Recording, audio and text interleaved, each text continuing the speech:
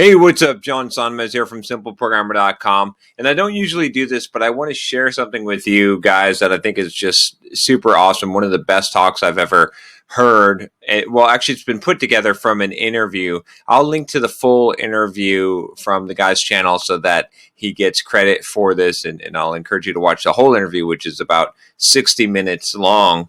But I'm hoping that YouTube will treat this as not a copyright infringement, but as commentary, as I'll stop the video. But I wanted to experience this with you because this is such a powerful message, something that I talk about a lot, and just something that I think is just really awesome. And I think everyone should listen to this and watch this. So I'm going to go through this. I'm going to stop at a few points and just make a few comments. But this is super inspirational. And this is a cut up of an interview from someone by the name of David Goggins, who I did a book review. I think I did a book review on the book that was essentially about him. It's called Living with a SEAL.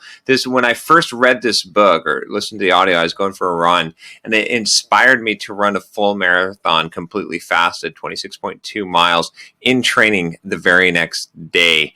Now, of course, I had been training for this, but it was the thing that pushed me over the edge. And this because this guy is so amazingly inspirational, and his life philosophy is the one that I've been trying to really extol on this channel. It is the same attitudes, the same beliefs that I have about how adversity and suffering makes you stronger and how it's necessary in life. So let's watch this. And like I said, hopefully this video doesn't get pulled because I am making a commentary on it.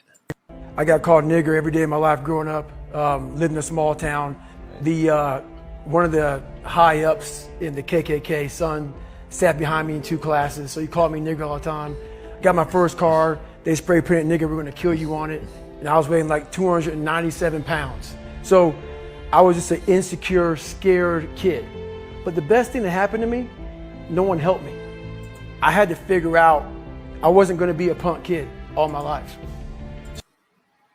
Which I love this. The best thing that happened to me, no one helped me. I did this video on You're Always Going to Be Alone. You can check out the link to it. It'll be in the cards. And that's essentially the concept. I mean, no one is going to help you. Sometimes not getting help is so beneficial to you. It's something that I've discovered and when you have that attitude and you realize no one's coming to save you, no one is coming to help you, then you realize in life that if you want something, you can't count on the government, you can't count on someone else, you can't count on your family or friends or fairness in life to save you. You have to go out and get it yourself. So the only way I could turn it around was to suffer. I had to build calluses in my brain the same way I built calluses on my hands. So I broke the Guinness Book of World Records for pull-ups a long time ago, but I failed at it twice. And I did 67,000 pull-ups in trying to break this record. So to do 4,030 pull-ups, I had to do 67,000 for training for that. Wow.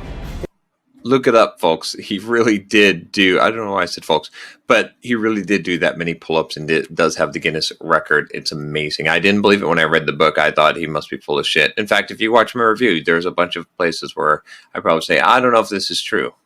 And so what I realized is for me to become the man I wanted to become, I saw myself as the weakest person God ever created. But I never blamed God for anything he did to me. So I wanted to change that to be the hardest man ever created. Am I that? I don't know, but you had to have a goal. I think this is super powerful too. He saw himself as the weakest man that God ever created and changed his goal to become the strongest man that God ever created, which is just an awesome way. I mean, that's his reality. This is looking in the mirror. If you want a video on that, I did a video about looking in the mirror and facing reality. And how awesome is that to be able to, I mean, it's not even true. He's not the weakest man, but he saw himself that way. Are you judging yourself and giving yourself the benefit of the doubt instead of discounting it, right? You should, if you're making justifications for yourself and you're living your life that way, you're doing yourself a disservice. It's better to see yourself as worse than you are and have a goal to be better than you are or better than you're even capable of being. And my goal when I was sitting there, not going to school, being bullied, having no self-esteem, my goal was the only person that's going to turn this person around is me. I was so driven And I'm not going to say motivated because motivation's crap. Motivation comes and goes.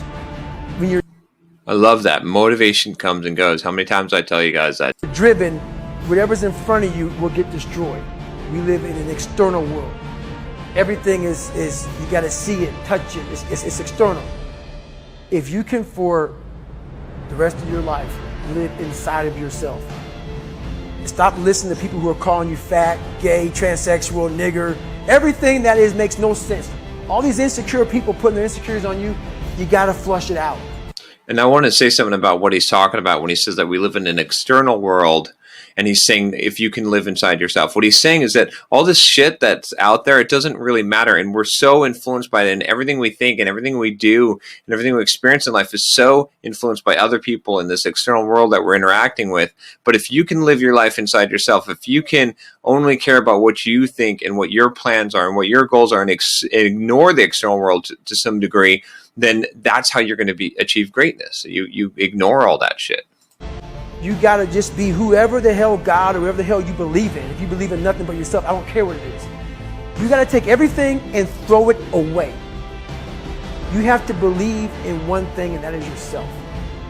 And I'm not saying don't believe in God or what you believe in, but right now, for you to find greatness in yourself, you're not going to find it by looking in a book. Yeah, I love also that he says you have to believe in the one thing, and that is yourself. And it is so true. Or by even hearing me. I may give you the spark, but you've got to go inside yourself to find it. How? That's the question. How are you going to do that? Thicken your skin. Become more of a human being. Don't be afraid of the reflection in the mirror, because that's all you can be afraid of. Once you overcome the reflection in the mirror, on the other side is greatness. That's what people understand. By me running, I am callousing my mind. I'm not training for a race. I'm training for life. A lot of you ask why I do what I do. Why do I put myself through the pain, through the extremes? Why not just retire on a beach? Why go and do that? Why am I going to go hit the gym and work out and go through this? And this is why. I'm training for the time when I get that 2 o'clock in the morning call that my mom is dead or something happens tragic in life. I don't fall apart. I'm training my mind and my body and my spirit so it's all one, so I can handle what life is going to throw at me. Because the life I've lived, it throws a whole bunch at you. And if you're not physically and mentally prepared for that, you're just going to crumble and you're good for nobody. In times of suffering, what we do is we forget how hard we really are. Because that's what suffering is. Suffering is a test. That's all it is. Suffering is the true test of life. The beauty is remembering this young, dumb, what people call nigger, is now where I'm at today. And that is, when you finally get to that point, for me, it's forever lasting peace. Greatness isn't running 200 miles at a time or doing 4,000 pull-ups or being a SEAL. Greatness is whatever the hell you dreamed of in your own mind. You gotta first see it. You gotta first create this vision in your mind. And then that's when I come into play. Once you create this vision in your mind, it's how am I going to get there now? And this is so critical, so important. This is why some of you think that what I'm talking about is all hogwash and new agey, whatever self-help stuff. But once you create the vision in your mind, and this is how my life changed. This is how everything changed. Was I had that vision of who I wanted to become, and I became that. And then it all fell into place. But you've got to have that vision, and I'm always revising that vision and coming up with a new vision of who I want to become, and that informs my actions. That puts me on the path that I'm on. We are all great. No matter if you think you're dumb. I love that too. We are all great. No matter if you think you're fat, no matter if you are fat, no matter if you've been bullied, or no matter if you just got back from Iraq or Afghanistan and you have no legs or your arms or whatever, man. We all have greatness. You gotta find the courage. You gotta find the courage to put your Bose headphones on and silence the noise out of this world and to find it.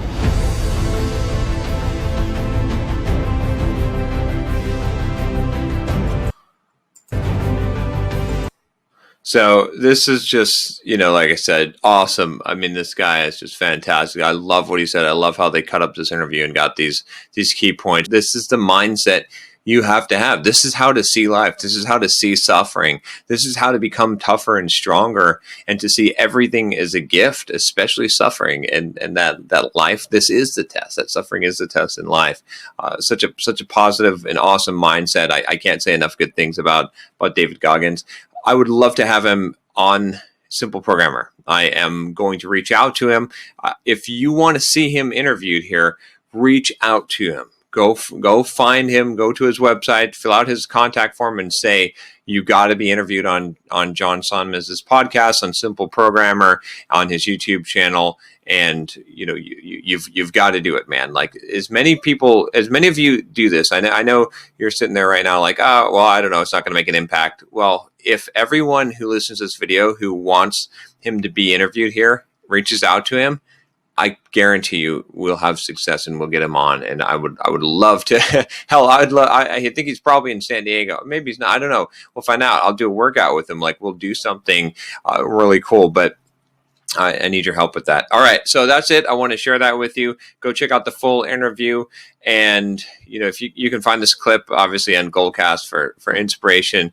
I found this to be just amazing. So, all right. That's all I got for you today. If you like this video, click the subscribe button below and give it a thumbs up and share it if you think it'll help someone. I'll talk to you next time. Take care.